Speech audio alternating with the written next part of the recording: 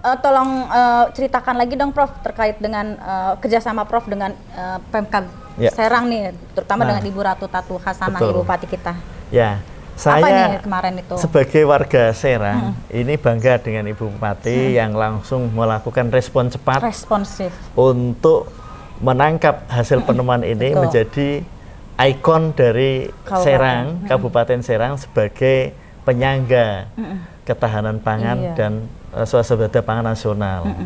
Walaupun mungkin tidaklah hanya yang luas seperti kabupaten-kabupaten lain, tapi penemuannya yang luar biasa yang diambil untuk dikembangkan dan dibawa ke nasional dan internasional.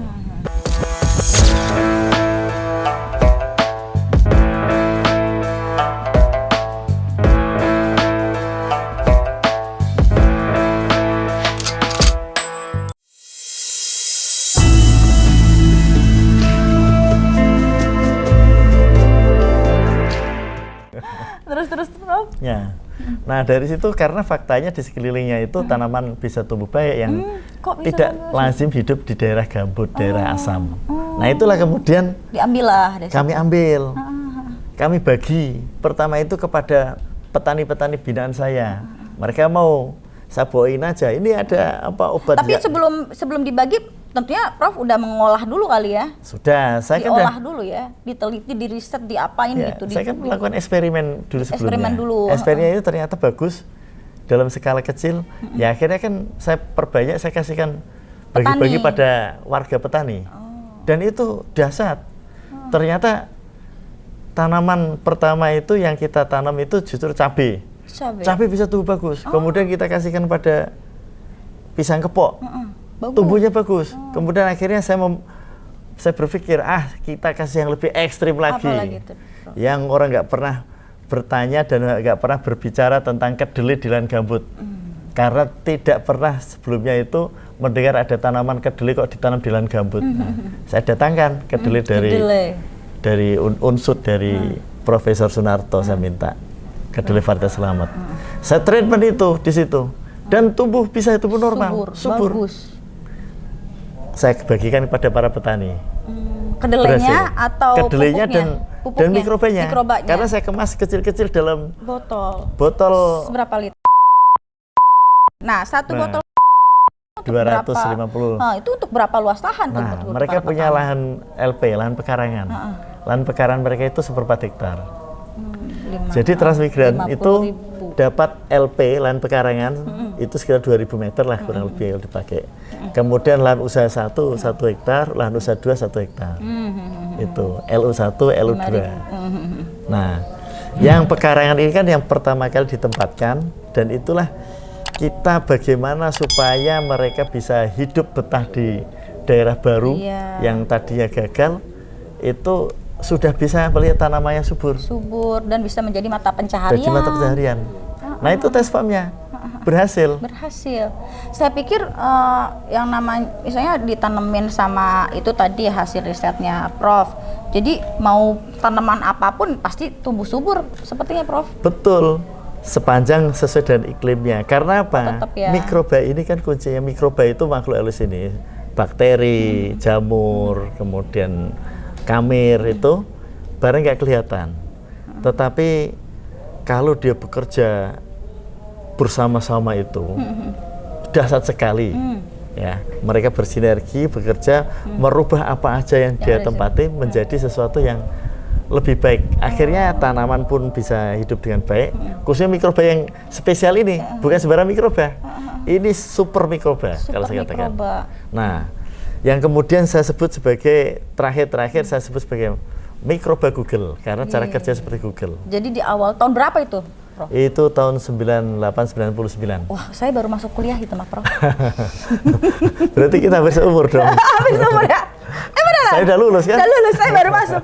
Prof, dalam untuk berarti kan tanah nih, misalnya tanah gambut yang tanah tidak subur, tanah rusak lah istilahnya, terus ditanamin nama mikroba tersebut. Nah itu prosesnya berapa tahun sih untuk dia menjadi tanah subur itu, lahan subur?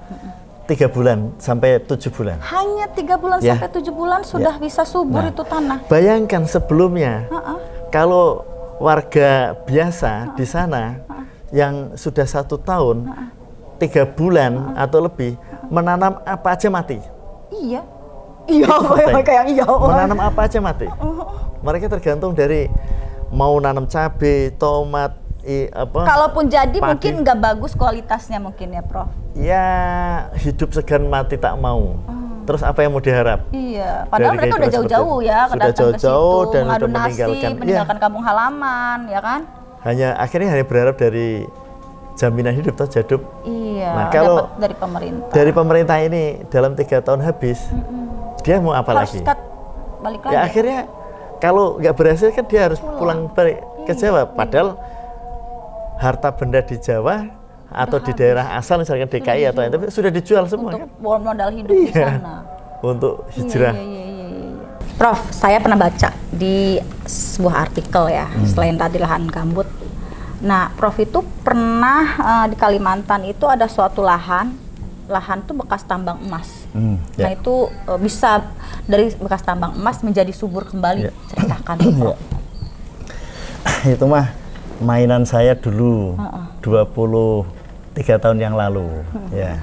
Setelah kami menemukan Migo atau yang dulu disebut dengan BioP 2000Z itu dari gambut, ternyata mikroba ini memang super dan luar biasa. Dia kita taburkan di daerah pasir kuarsa itu di Palangkaraya awalnya ya. Kita tanam kedelai. Yang sesuatu yang mustahil orang pasir anggap gitu sebelumnya. Ya? Pasir kuarsa di daerah Palangkaraya, kilometer 3 lah saya punya itu dulu.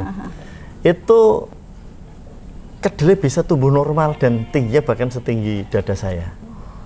Kedelai waktu itu. Bagus ya, bisa subur. Kita tanam gitu ya? Di situ juga saya tanam tomat, berhasil, cabai juga. Nah, ada kekuatan lain dari kerja mikroba ini, yaitu dia bisa memproduksi bahan organik, pupuk organik. Pupuk organik. Dari air-air, dari mineral, dari larutan yang ada di dalam pasir itu. Pasir itu bisa jadi pupuk organik. Dicampurkan dengan sampah-sampah. Nah, apalagi tambah sampah. Nah, jadi saya amati waktu itu pasir ini kan kalau diberikan air kan langsung pecah-pecah ya. Tapi diberikan semprot dengan mikroba ini dalam waktu seminggu rekat. Seperti ada kayak tepung-tepung atau kayak adonan yang mengikat antar pasir. Nah, artinya kalau itu artinya apa itu? Artinya itu ada kehidupan mikroba dan ada bahan organik. Tumbuh mikroba di situ. Tumbuh mikroba di situ. Nah, dan di situ menghasilkan bahan organik yang bisa mengikat antar butir pasir. Jadi saya membayangkan, wah ini kan seperti kacang atom. Kalau kacang atom itu bijinya adalah pasir, kulitnya itu tapioka, ya toh. Nah ini kalau kena air bisa saling melekat. Yang tadinya hanya asalnya adalah pasir, dengan adanya mikroba muncul yang namanya tepung. Jadi mengikat lah. Mengikat. Nah ini ternyata terbukti bahwa mikroba Google ini memang ternyata meningkatkan serapan kandungan C organik di dalam tanah sampai puluhan kali lipat, bahkan ratusan. Nah, dan di situ membangun bahan organik baru yang tanpa kita harus menambahkan bahan organik asli. Jadi tanah sebar aja itu. Ya, cuma cukup begitu aja. Iya. Jadi yang di tambang pasir, tambang emas juga itu kan yang. Nah, di Tangkiling kilometer 13 juga daerah pasir. Kita lakukan sama. Jadi tambang pas itu emang pasir semua itu pasir, ya? Pasir. Nah, cuman nanti bisa jadi tanah liat seperti ya, itu gitu ya, tanah-tanah. Bukan langsung jadi tanah. Oh, jadi apa? Pasir itu pasir, tapi muncul bahan organik di dalam pasir sehingga bisa digunakan sebagai media tanam dan makanan tanaman. Oh, jadi bentuknya masih pasir gitu ya? Masih pasir, cuma pasirnya kan yang tadinya kan lepas-lepas. Itu menjadi rekat. Saya belum pernah melihat soalnya. Nah, yang seperti ini kemudian saya kembangkan lagi. Di Timur Tengah dan berhasil sama. Di Timur jangan Prof, katanya kalau Timur Tengah pas Timur Tengah subur lahannya kiamat tanda-tanya Prof. Jangan Prof. Insya Allah Tuhanlah yang tahu. Prof udah sampai Timur Tengah Prof. Iya. Untuk menyuburkan padang pasir itu. Iya. Berarti waktu saya umroh tuh ada di arah Arab itu yang subur itu. Jangan kerjaan Prof. Bukan juga. Ya, barangkali sebagian itu. Tapi prinsip-prinsipnya dulu sudah pernah kita lakukan di sana. Prinsip-prinsip penanamannya. Nah, Prof, kenapa sih dinamakan mikroba Google? Nggak bukan mikroba apa gitu? Kok Google gitu? Google kan ada mesin pencari gitu. Betul. Mikroba Google ini memiliki seperti kecerdasan mesin Google. Dia bisa mengumpulkan materi-materi tadi yang inorganik, air mengalir yang mengandung larutan-larutan, itu dicari bahan-bahan yang aktifnya, yang bagusnya, nutrisinya, kemudian dikumpulkan di ramu, diolah menjadi satu pupuk organik. Jadi seperti mesin mencari Google. Oh, gitu, jadi dia mencari gitu. Ya, kemudian informasi atau unsur-unsur tadi dikumpulkan, dijadikan bahan yang luar biasa untuk nutrisi tanaman, hormon, enzim, bahan organik, karbon aktif ya. itu. Makanya dinamakan mikroba Google. Nah, selain mikroba Google, Prof, tadi saya baca-baca ada padi trisakti gitu. Nah, apa itu, Prof, padi trisakti? Jadi itu penemuan pertama adalah mikroba Google yang dulu itu namanya BioP 2000, singkatan dari patennya itu bioteknologi perforasi 2000 tahun saya patenkan internasional global. Dan udah dipaten internasional di Jenewa ya. Saya lihat di Swiss, ya. Tokopedia, itu udah ada loh. Itu Prof yang jualan apa memang ada reseller gitu? Itu orang-orang reseller ya. Jadi saya nggak rekomendasi lah itu. Nah, terus karena banyak yang tidak benarnya itu. Nah, Z itu BioP 2000 Z itu nama saya Ali Zum Mazhar. Nah, penemuan terakhir yang tidak kalah waktunya memakan waktu begitu lama puluhan tahun itu padi. Sejak padi pertama kali padi hibrida datang ke Indonesia, saya adalah termasuk orang pertama yang bersama John Longping, Profesor John Longping, kemudian diberikan indukan-indukan untuk dijadikan hybrid dan padi hibrida. Dan pembibitan pertama saya di sini di Serang. Di mana? 15 hektar di Cinangka. Tahun 2003 kalau nggak salah itu. Itu sebanyak 15 hektar. Jadi pembibitan terluas padi hibrida di Indonesia pertama kali. Khusus bibit. Cara membuat bibit hibrida. Nah, dari situ saya berhasil memutankan indukan dari padi Cina yang indukannya. Yang tadinya CMS kan nggak bisa dijadikan ini ya biji ya. Saya bisa memutankan dan itulah kemudian kami kawinkan dengan padi lokal. Itu aman dimakan tuh mutan kayak gitu. Aman. Mutan itu bukan GMO. Itu alami yang tadinya kembali lagi pada sifat asal karena kemasukan atau perubahan genetiknya. Nah, kemudian dari situlah kami seleksi perkawinan antara mutan CMS-nya dengan padi lokal sampai sekarang. Jadi kami seleksi yang terbaiknya. Ketemulah yang namanya padi Trisakti. Kenapa disebut Trisakti? Kenapa? Kayak saya alumni Trisakti nih, Prof. Nah, oke. Ini bukan Trisakti. kayak universitas saya ini, Prof. Bukan Trisakti ideologi, tapi bukan, Trisakti keunggulan. Bukan universitas juga ya, Prof? Bukan. Trisakti keunggulan.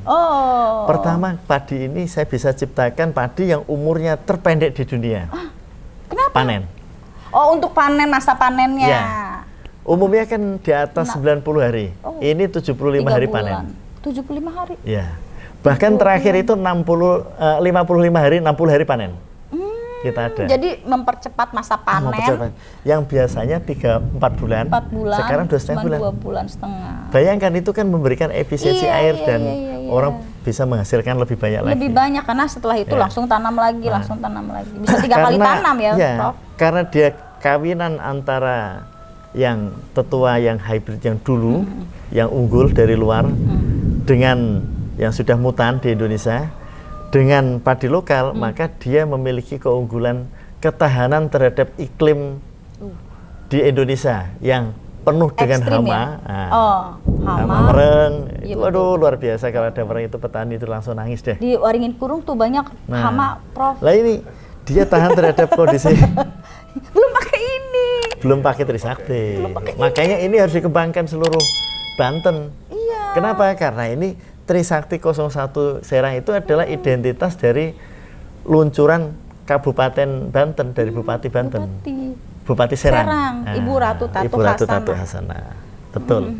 Nah, umurnya pendek, produktivitasnya tinggi, tembus 16,5 ton, bahkan terakhir itu 19 ton. Yang padi nanti saya tunjukkan di lab saya ya. Prof, tolong ceritakan lagi dong Prof terkait dengan kerjasama Prof dengan Pemkab Serang nih, terutama dengan Ibu Ratu Tatu Hasanah, Ibu Bupati kita. Ya, saya apa nih kemarin itu? Sebagai warga Serang ini bangga dengan Ibu Bupati yang langsung melakukan respon cepat, responsif untuk menangkap hasil penemuan ini menjadi ikon dari Serang, Kabupaten Serang sebagai penyangga ketahanan pangan dan swasembada pangan nasional. Walaupun mungkin tidaklah hanya yang luas seperti kabupaten-kabupaten lain, tapi penemuannya yang luar biasa yang diambil untuk dikembangkan dan dibawa ke nasional dan internasional.